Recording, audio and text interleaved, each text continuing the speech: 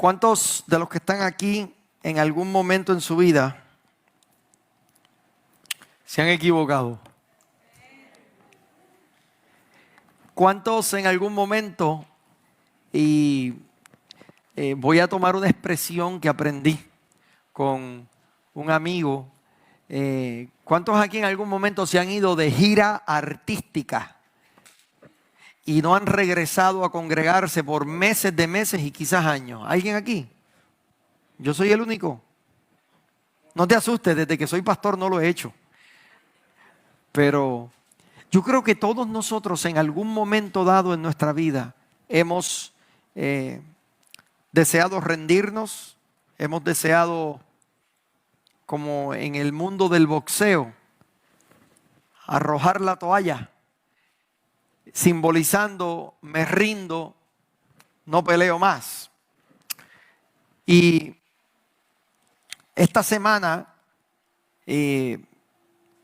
creo que el Señor ha venido ministrando a mi vida de una manera muy especial en base a este tema.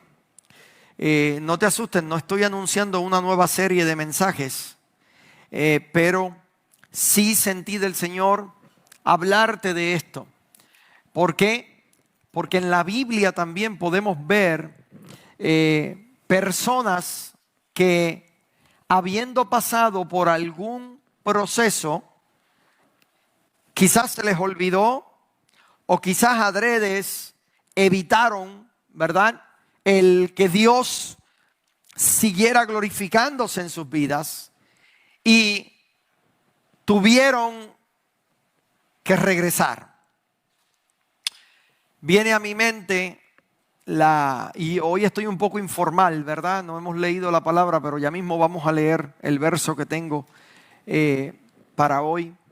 Pero viene a mi mente la historia de el famoso hijo pródigo. Una persona que disfrutaba de todo el beneficio que venía con el vivir en la casa de su padre. Y llegó un momento en que le pasó como le pasó quizás a muchos hermanos hoy en día en las congregaciones. Quizás se aburren, caen víctimas de la rutina y desean ver algo diferente, algo distinto. No sé, porque la Biblia no especifica los motivos de este muchacho de acercarse a donde su padre y decirle: Padre, dame la parte de los bienes que me pertenece, yo me voy.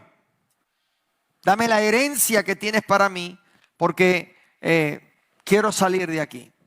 Y me imagino que con gran dolor aquel padre, ¿verdad?, puso en sus manos la herencia. Y dice la palabra del Señor que despilfarró todo lo que tenía.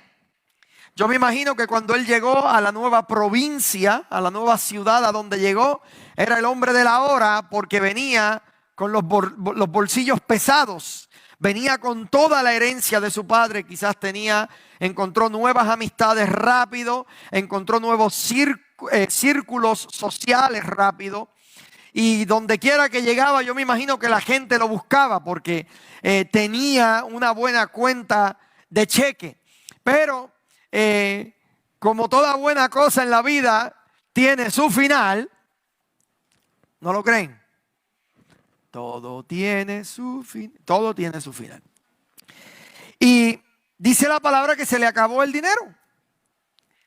Y qué interesante que la intención de Jesús, oiga bien, la intención de Jesús en cuanto a las parábolas era muy específica. Cuando en mis tiempos de colegio, mientras estudiaba teología, aprendí algo poderoso, y era que todas las parábolas que Jesús dijo, las dijo con el propósito de estremecerle la conciencia a la gente que la escuchaba. Así que el propósito de las parábolas eran historias inventadas por la imaginación de Jesús con el propósito de estremecerle la conciencia a la gente que las escuchaban.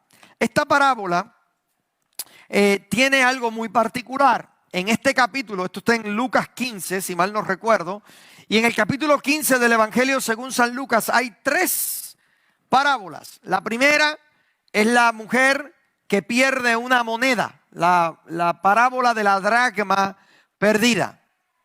La segunda es la parábola que yo sé que todos ustedes, si no la han escuchado, la hemos cantado. Eran 100 ovejas. ¿Cuántos han cantado ese? Eso es el himno nacional, ¿verdad? De los evangélicos. Entonces, la segunda parábola es la parábola de la oveja perdida. Y la tercera parábola es la parábola del hijo pródigo. Mire qué interesante. En las 3 parábolas hay algo que es poseído por un dueño, por un amo o por un señor. En las 3 parábolas se pierde. En las 3 parábolas es encontrado, en las 3 parábolas hay gran gozo, porque el objeto del amor, el motivo del amor por el dueño que lo posee, ha sido encontrado. Esta parábola particularmente tiene el elemento de regresar. En Lucas capítulo 15, y si mal no recuerdo es el verso 17, dice el hijo pródigo, y esto lo dice luego de que la Biblia nos revela al nivel al que llegó este muchacho cuando se fue de la casa de su padre. Si algo Jesús quería que su audiencia entendiera, era a los niveles a los que puede llegar el ser humano cuando se corre el riesgo de irse de la casa de su padre. Yo no estoy hablando de salvación, entienda por favor, vamos a concentrarnos en lo que es la parábola. Y dice la Biblia que este muchacho pasó de la cima, con el dinero y con todo, a llegar a apacentar cerdos. Yo conozco gente que se han dedicado toda su vida a apacentar cerdos. De hecho, son la gente más buscada en Navidades. Alguien diga amén por los cerdos. Y es la persona que todo el mundo busca porque los prepara de manera espectacular. Ahora bien, eso es para nosotros. Para la cultura hebrea, el animal, el cerdo, era considerado o es considerado todavía hoy en día un animal inmundo. Al punto que la gente los evitaba. Si usted estaba hablando con un amigo y pasaba un cerdo y le rozaba, no los jeans, porque para ese tiempo todo el mundo usaba túnica, le rozaba la túnica, usted tenía entonces que disponer de esa túnica, sacarse esa túnica y botarla, porque al cerdo haber rozado, tocado la túnica, ahora la túnica estaba inmunda. Entonces, cuando Jesús desea comparar a los niveles a los que puede llegar el ser humano cuando se va en estas giras artísticas, Él dice, este muchacho no solamente estaba trabajando con cerdos, sino que este muchacho deseaba alimentarse con las algarrobas con las que alimentaban a estos cerdos. Es allí, en esa condición, es allí en aquella escena, en aquel cuadro tétrico, difícil y triste, en donde algo sucede con este muchacho. Lucas capítulo número 15 y el verso 17. Gloria a Dios, la pegué, mira. Lucas 15, 17. Carla, tienes tu libre albedrío para ponerlo si quieres, porque no te di ese texto, pero... Ok. Mira lo que dice. Y volviendo en sí, dijo, ¿cuántos jornaleros en la casa de mi padre tienen abundancia de pan y yo aquí perezco de hambre? Este texto es muy importante. ¿Por qué? Porque hay un elemento que necesita estar presente en la vida de nosotros los creyentes cuando pasemos por temporadas de giras artísticas. Volver en sí. Cuando usted vuelve en sí, es porque está diciendo que este muchacho estaba actuando fuera de sí. ¿Están conmigo? ¿Alguien sabe lo que es actuar fuera de sí? Porque él volvió en sí.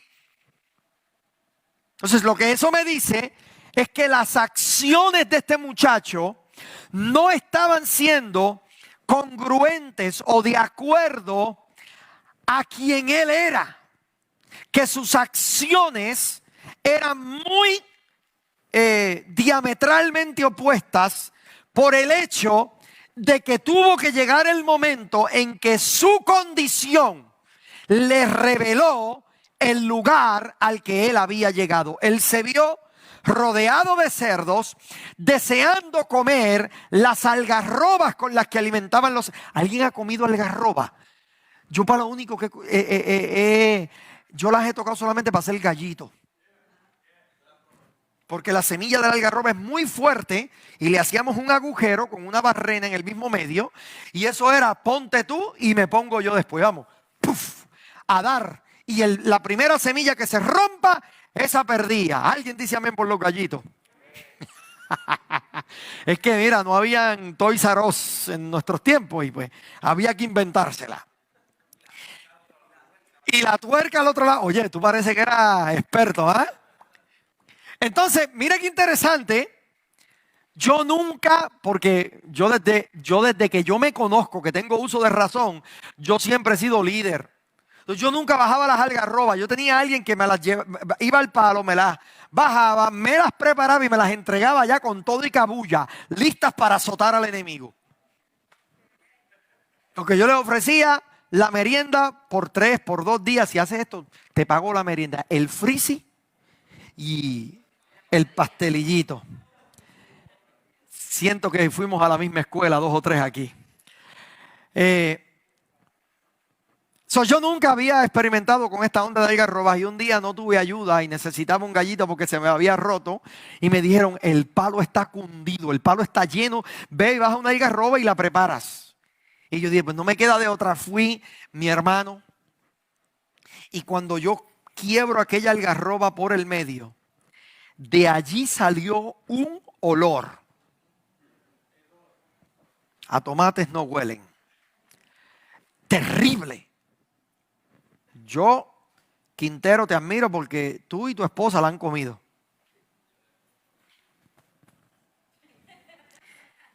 Porque con ese olor, es que yo soy de los que como primero y huelo primero. Cuando yo escuché y cuando yo leí esta parábola, yo decía, wow, al nivel que este hombre llegó, se vio rodeado de cerdos, queriendo comer las algarrobas, pero dice la palabra, son 5 palabras poderosas, y volviendo en sí. Cayó en su juicio y reflexiona diciendo, ¿cuántos jornaleros, en otras palabras, cuántos sirvientes, cuántos esclavos están en la casa de mi padre y tienen abundancia de pan y yo aquí perezco de hambre? Primero volvió en sí. Al volver en sí hubo el reconocimiento. En otras palabras, no puede bastarte con que vuelvas en sí y no reconozcas. Hay gente que está clara para saber, no, yo sé que yo estoy mal, yo necesito, y te hablan de una forma que a mí me da, pero yo necesito meterme a la iglesia otra vez. A mí me encantaría que alguien me diga cómo uno se mete a la iglesia. Entonces, pero dicen, yo necesito meterme a la iglesia otra vez. Ellos reconocen que hay algo, pero pueden volver en sí, pero no reconocen, y mucho menos lo que dice el próximo texto, porque el verso 18 conecta el volver en sí con el reconocimiento y la acción. El verso 18 dice, me levantaré e iré a mi padre. Entonces, el reconocimiento hizo que esta persona accionara y se moviera. ¿Para qué? Para manifestar el arrepentimiento acerca de todo lo que había vivido. Eso es una actitud de regresar. El regreso. La mujer sunamita, cuando se entera que su hijo había muerto, una mujer con una determinación increíble, tiene también la misma actitud. La mujer quiso ir a ver al profeta porque el profeta fue el que le dijo: el año que viene para este tiempo vas a abrazar un hijo. Y ella no le creyó porque ella sabía que ella no podía tener hijos. Cuando al fin y al cabo tiene un hijo, a corta edad el niño muere. Esta mujer dice: yo voy a ir a hablar con el causante de todo esto. Yo quiero ir a ver al profeta. Pero mira lo que ella le dice al marido, porque el marido, cuando la ve que ya estaba preparándose, le dice: ¿qué tú vas a hacer? Y ella: yo voy a ir a hablar con el profeta. Y el marido le dice: ¿para qué vas a verle hoy? ¿No es luna nueva? No hay una ocasión especial. ¿Para qué tú vas a ir a hablar con el profeta? Y ella le dice: paz. En la próxima discusión con su marido, paz. A ver qué pasa nada más. Sí, porque a ella le funcionó. Paz. El problema es que te vengan a decir: eso era Viejo Testamento. Pero ella lo único que le dice es paz. En otras palabras, yo no tengo que darte una explicación a ti de lo que requiere fe. Yo lo único que necesito de ti ahora mismo es un asna que pueda ser enalbardada, preparada para yo salir de aquí. Y le dice: el muchacho y yo voy a ir a hablar con el profeta y vamos a regresar, vamos a volver. Ahí está otra vez la acción de volver. Abraham, cuando el Señor le dice: sacrifícame a tu hijo, él le dice a los siervos, cuando llegan al momento de empezar a subir la montaña, él le dice a sus siervos: espérennos aquí, el muchacho y yo subiremos, adoraremos y regresaremos. Él sabía que él iba a ir a matar a su hijo, a sacrificar a su hijo. Pero por eso es que este hombre se le llama el padre de la fe. Porque él sabía, esto es lo que nos dice luego el escritor sagrado en el Nuevo Testamento, en Hebreos, cuando dice que por la fe Abraham ofreció un sacrificio excelente. ¿Por qué? Dice: sabiendo que Dios es poderoso para traerlo aún de la misma muerte. En otras palabras, él lo que decía era: Dios a mí me pidió que yo sacrificara a mi hijo, pero este es el hijo de la promesa y todavía yo no he visto prole, todavía él no tiene hijos. Así que yo voy a subir allá arriba y yo voy a cumplir con lo que Dios me ha pedido. No me preguntes cómo, pero aunque yo tenga que enterrarle el cuchillo, él va a resucitar de entre los muertos, porque él es el hijo de la promesa. Tranquilos, regresaremos. Esta actitud de regresar la podemos ver repetida en la palabra del Señor una y otra vez. Hay algo poderoso en la actitud y la determinación del regreso. En otras palabras, el enemigo me quitó mi casa, pero yo vuelvo y yo regreso. El enemigo me ha denegado el préstamo que necesito, pero yo vuelvo, yo regreso. El enemigo me ha robado mi familia, pero en el nombre de Jesús yo vuelvo y yo regreso. Es una actitud que debe de haber en la familia de Dios, en la gente del Señor en este tiempo, porque estamos luchando con muchas cosas que amenazan robarnos la esperanza de que podemos regresar a tiempos mejores, a situaciones más excelentes.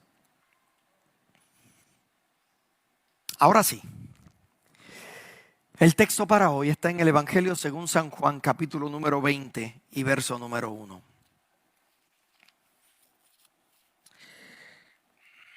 Todo lo que te dije era para poderte decir esto de ahora.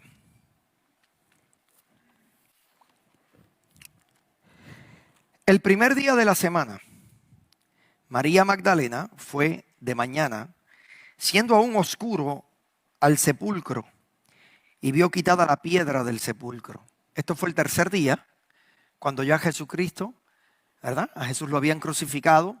El viernes, pasó el sábado, en la mañana siguiente, el primer día de la semana, el domingo, de acuerdo a la tradición y cultura judía, sucede esto.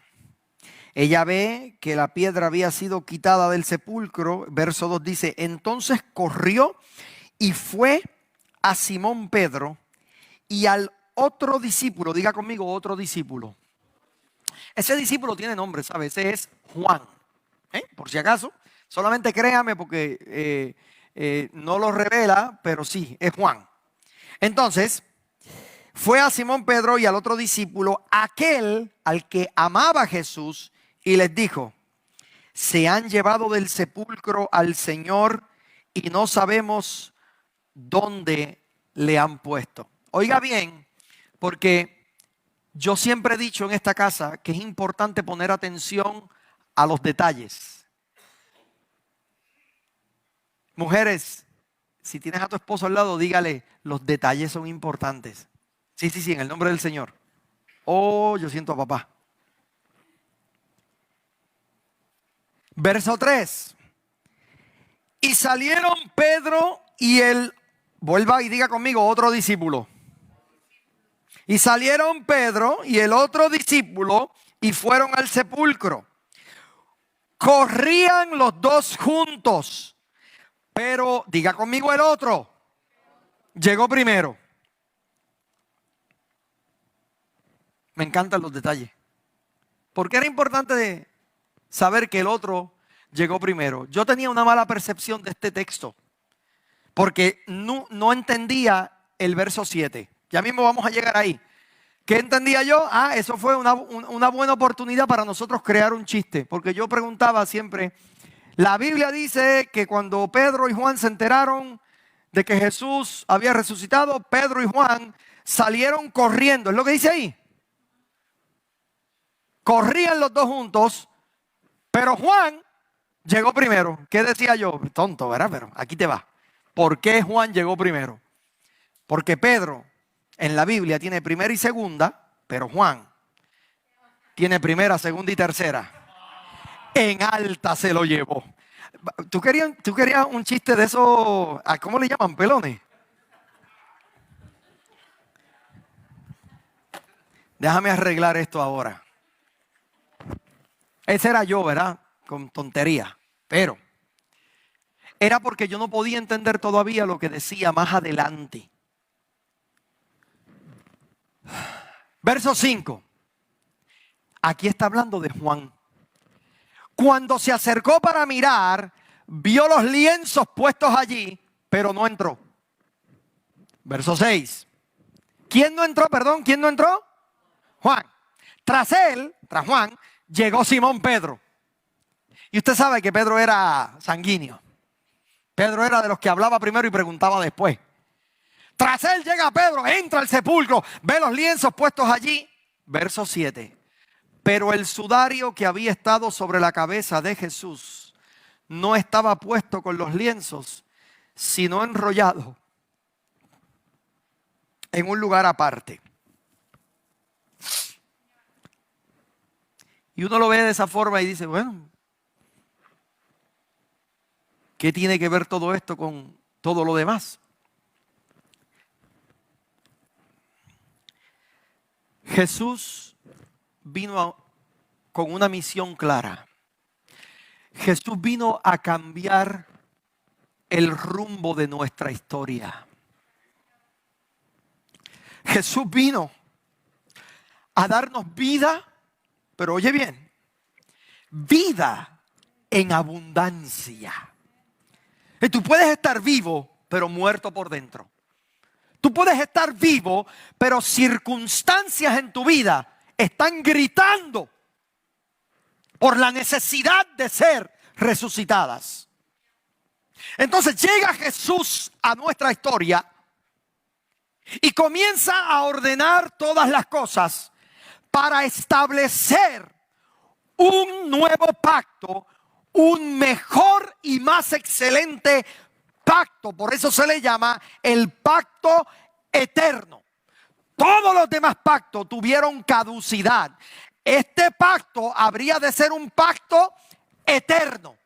Había un problema, que los discípulos habían estado acostumbrados a ver a Jesús, a estar con Él, a ver cómo Jesús les resolvía la vida en todos los aspectos. Ahí estaba Jesús con ellos y ya Jesús les había anunciado: yo pronto me voy, pero es necesario que yo me vaya, porque si me voy, yo regresaré. Ahí está la acción otra vez del regreso. Él dijo: si yo me voy, os enviaré al Consolador. Lo que Jesús estaba diciendo era: yo me voy en este ministerio terrenal porque ahora mismo la gloria que a mí me habita está limitada a mi cuerpo.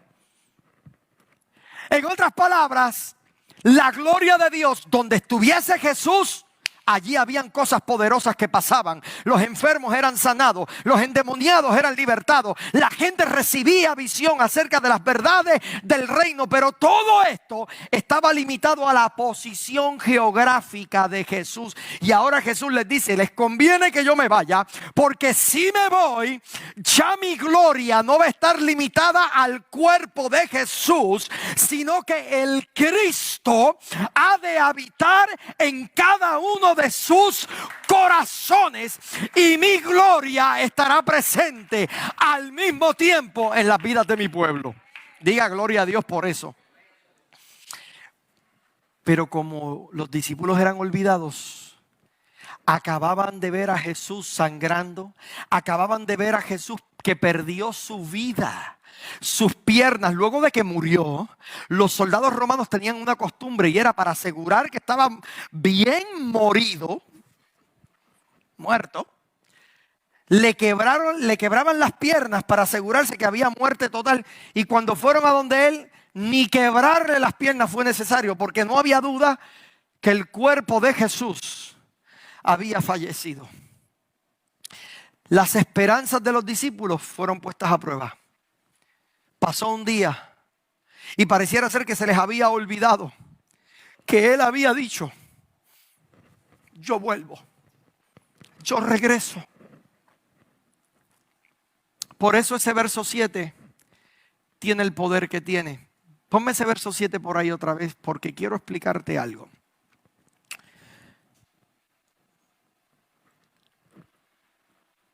En la cultura hebrea hay algo que ellos hacían cuando cenaban, que yo nunca me di cuenta que yo lo hago, y es el mismo concepto. Los amos, cuando sus siervos les servían la comida, ponían lo que se conoce, en el verso 7 ahí lo dice, un lienzo. Hay otra versión que dice el sudario. El sudario o el lienzo, ¿usted sabe qué era? Es una servilleta. Porque en ese tiempo no había la tecnología de crear el papel así, servilleta. Entonces usaban pedazos de tela, sudarios o lienzos, y luego de la comida se limpiaban la barba, hacían todo lo que se limpiaban las manos con el sudario. Y luego, no sé cuántos de aquí hacen esto, yo lo hago cuando estoy en un restaurante. Yo me limpio las manos cuando termino de comer, me limpio la boca y estrujo la servilleta y la pongo encima del plato. No sé cuántos aquí hacen eso, pero yo lo hago para que la persona que está sirviendo sepa que ya ella puede llevarse el plato porque yo terminé. Entonces, en la cultura hebrea, cuando usted usaba el sudario, se limpiaba el amo, ¿verdad? Lo que le daba a entender al siervo que era hora de limpiar la mesa porque su amo había terminado, era cuando ellos veían que el sudario era puesto encima de la mesa, y lo que hacían era que le hacían un nudo y lo estrujaban. Y ese nudo le indicaba al siervo que el amo ya había terminado y que ahora el siervo podía recoger las cosas. Ok. Primero llegó Juan. Acuérdate que Pedro es sanguíneo. Pedro ve la situación y estaba desesperado porque su maestro se había ido y él quería ver si era verdad. Pero Juan llega y dice ahí, cuando se acercó para mirar, verso 5, vio los lienzos y no entró. Algo vio él que no tuvo la necesidad de entrar. Pedro llega, pero Pedro, como es de los que actúa y pregunta después. Pedro llega, ve los lienzos, ve el sepulcro, ve todo.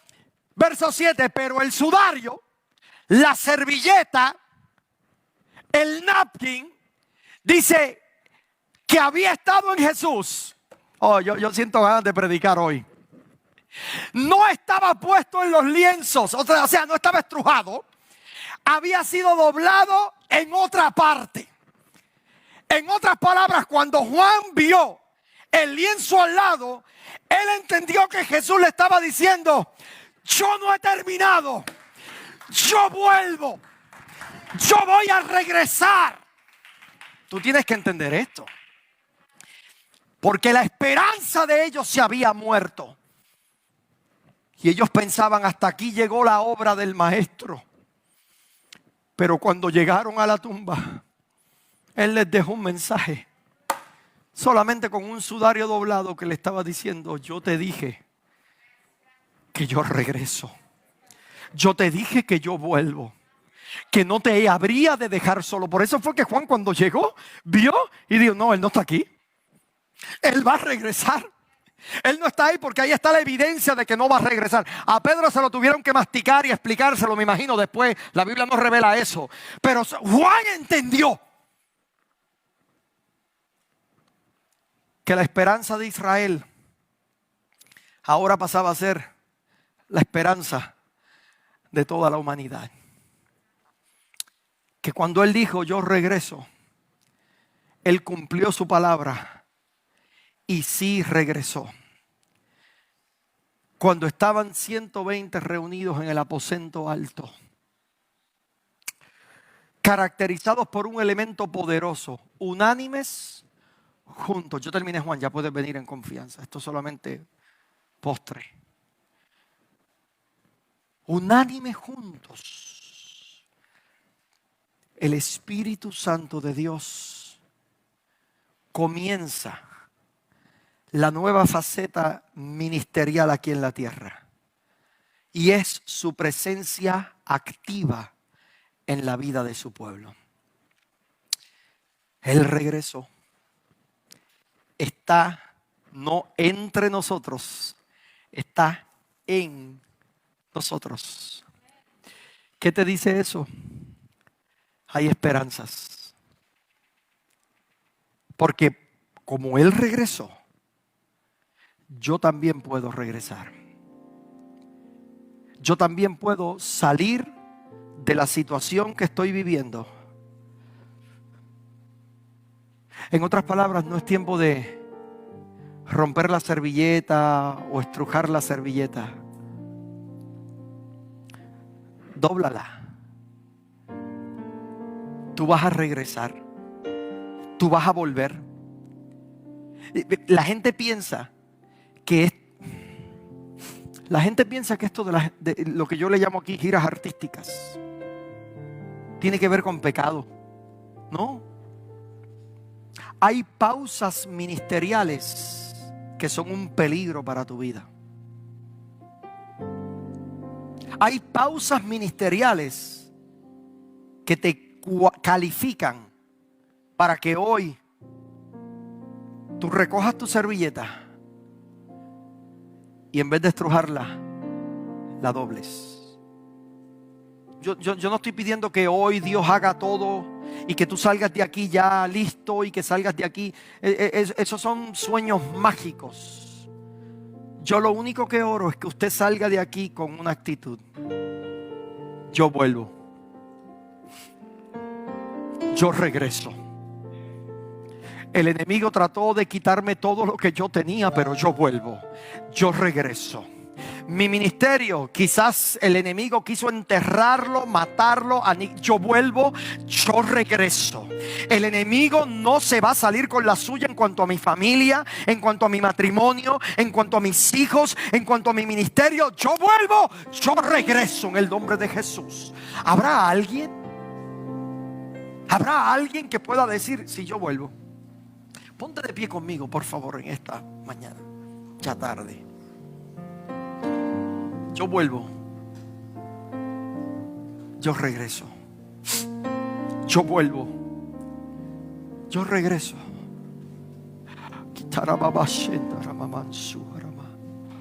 Yo vuelvo. Yo regreso. En el nombre de Jesucristo, yo vuelvo. Yo regreso. Espíritu Santo de Dios, tú ministra las vidas de tu pueblo en esta hora. Sabemos que no has terminado tu proceso con nosotros, mi Dios. Padre, hoy salimos de aquí con esperanza de que aquel que comenzó en nosotros la buena obra la perfeccionará. Que lo que sea que el enemigo nos haya robado, Señor, tú nos los devuelves al 100%. Oh, yo siento tu gloria, Jesús. ¿Habrá alguien en esta tarde, ahí donde estás, que pueda salir de aquí con esta actitud? Yo vuelvo. Yo regreso. Quizás te has caído y te has tropezado con la misma piedra tantas veces en el camino. Yo vuelvo. Yo regreso. No es las veces que te has caído, es la manera en que te levantes. La Biblia dice, si 7 veces cayera el justo, Jehová le levantará. Eso es promesa de Dios. Pero tiene que haber una actitud en nuestra mente. Yo vuelvo, yo regreso. Y voy a volver y voy a regresar con más fuerza. Voy a volver y voy a regresar con más sabiduría. Saber identificar qué fueron las cosas que me hicieron perderme en el camino. Yo vuelvo, yo regreso. Hay mucha gente que por los malos ejemplos hoy en día han perdido su pasión por este evangelio. Yo oro al Señor. No pienses que te voy a decir como dijo el apóstol Pablo: mírame a mí, imítame a mí como yo soy imitador de Cristo. No pongas tu mirada en este mensajero. Yo espero que sí pongas tu mirada en este mensaje. Porque todos nosotros estamos propensos a caer. Porque todos nosotros, la Biblia lo dice, el que esté firme mire. El que piense estar firme, mire que no caiga. Todos estamos propensos a caer. Pero esta actitud de levantarnos en el nombre de Jesucristo, de conquistar todas las cosas que Dios nos ha prometido, esto no es para cobardes. Esto es para gente que estén cansadas del status quo. Esto es para gente que ya se hastíen de ser el mismo cristiano promedio. Si Dios te ha llamado, si cargas con una palabra profética en tu vientre, si sabes que Dios te ha llamado a hacer más, sal de aquí. Yo vuelvo, yo regreso. No confundas tu éxito en este mundo con tu destino profético. Dios desea que sí seas exitoso en tu trabajo, en tus negocios, claro que sí. Pero en nosotros los creyentes, Dios desea usarnos para su gloria y para su honra. Eso es todo lo que yo te pregunto. Tú puedes ser el mejor ingeniero del mundo, puedes ser el mejor profesional del mundo en tu trabajo, en lo que sea, y concentrado ahí con tus fuerzas ahí, pero ahí donde estás, ser de bendición. Ahí donde estás, ser parte